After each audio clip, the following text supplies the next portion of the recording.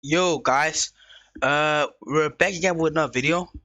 So as you can see, this video is going to be different as a lot of people have been suggesting me to make a tier list video in Rogue Demon, and my friends have been telling me this as well.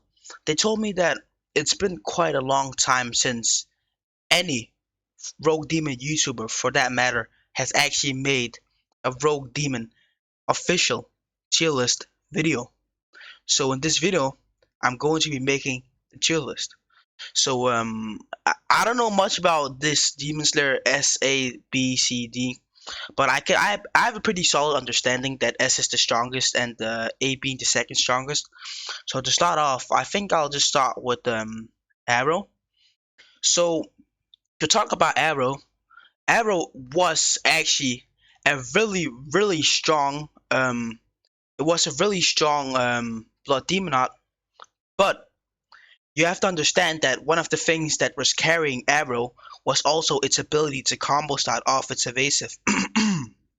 So now that you guys have heard in my previous videos that they've actually nerfed the Arrow evasive to actually stun as much as the opponent, giving the opponent enough time to dash away, then you need to understand that it takes away so much combo potential from Arrow.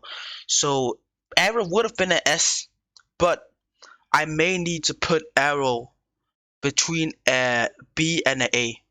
So I'm just gonna give it a solid A because like its strongest move was taken down. It's not the strongest move, but a really important move was taken down. Then going to beast beefing, I have to be real here. Beast beefing is really strong because it has a lot of moves, and there was another move that was invincible for a lot of seconds, whereby it was really good because nobody could really stop it from charging up.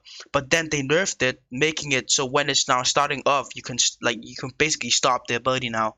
So after that nerf, I think it took away a lot of combo potential from beast beefing. So you can't just dash in and use that new explosive rush move. So I'm gonna have to give beast beefing a B. But if I was being generous, I'd give it an A right after Arrow because it has pretty low cooldowns. And yeah, so talking about Sickle. Sickle is a really strong Blood Demonot. But I have to be real here, like completely honest. Sickle is not good for combat because let me tell you this. Sickle is really good and strong, but the thing that's pulling down Sickle is the fact that the evasive the evasive to Sickle is just pulling it down, taking so much combo potential away. So it's probably like the worst thing to use because like I can just dash back and the evasive for it is gone, and then I can one shot them. That's just how it is. And I don't know how to explain this, but as more like the more you fight Sickle players, the more robotic they seem, and that's why I'd actually need to give Sickle a C. Sadly, I'm sorry.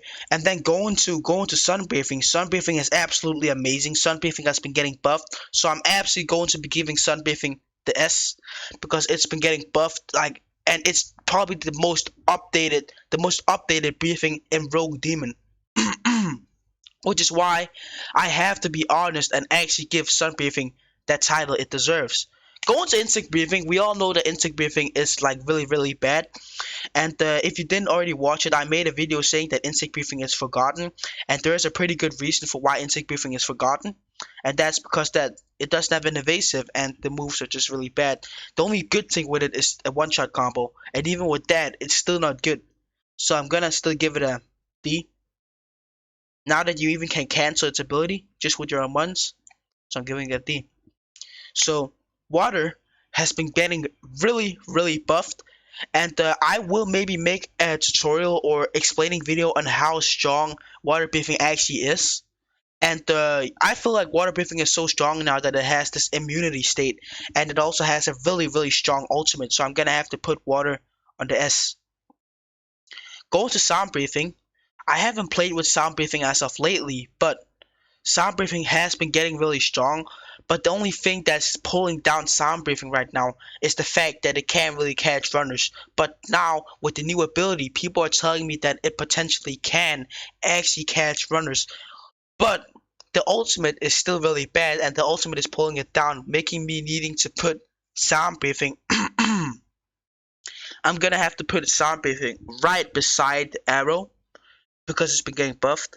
And yeah, and Nezuko, like I don't know what to say about Nezuko. There's not really many people mating it, and I don't really like Nezuko either. I feel like it like too many of its move is concentrated with the kick, and I know okay maybe she's kicking a lot in the Demon Slayer series, but still you can make some different things, and yeah, maybe give her some fist like knockout. I don't know, like just do something other than kicks. And so I'm gonna have to sadly put Nezuko right next to Gyutaro because it practically doesn't have an evasive. And yeah, the ultimate is strong. I admit the ultimate is strong, but it doesn't have an evasive. So yeah. So talking about string is really strong, and the string is really strong for team fights.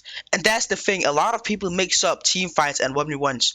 There's a whole different category for when you're talking about team fight. If it was team fights, string would be all the way up here. Even before Hinogami Tanjiro, it would be before that.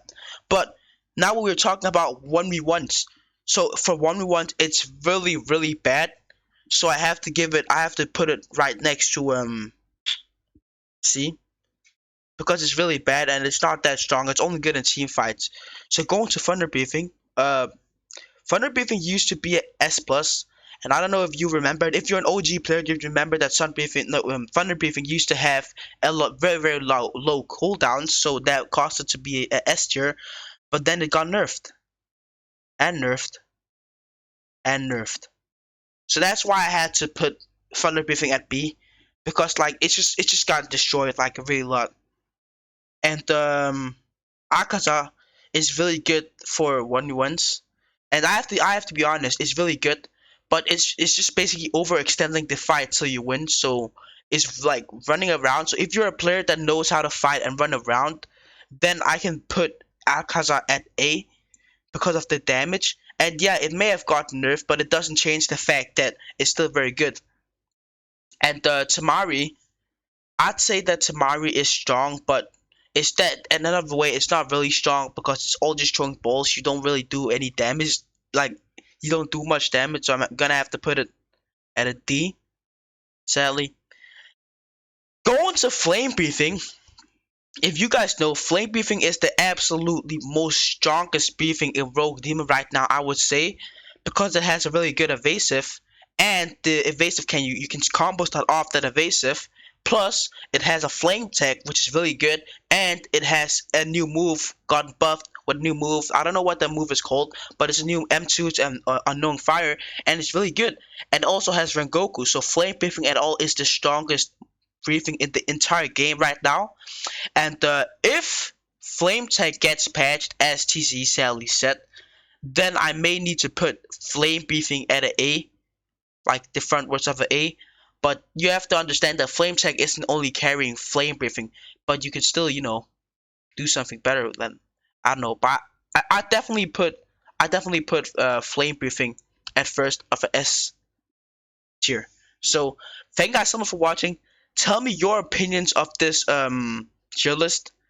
I think I rated it quite accurately, considering that I'm a pro player and I know how things work. I know how people fight, and yeah, I'd really like to hear you guys' opinion on this tier list.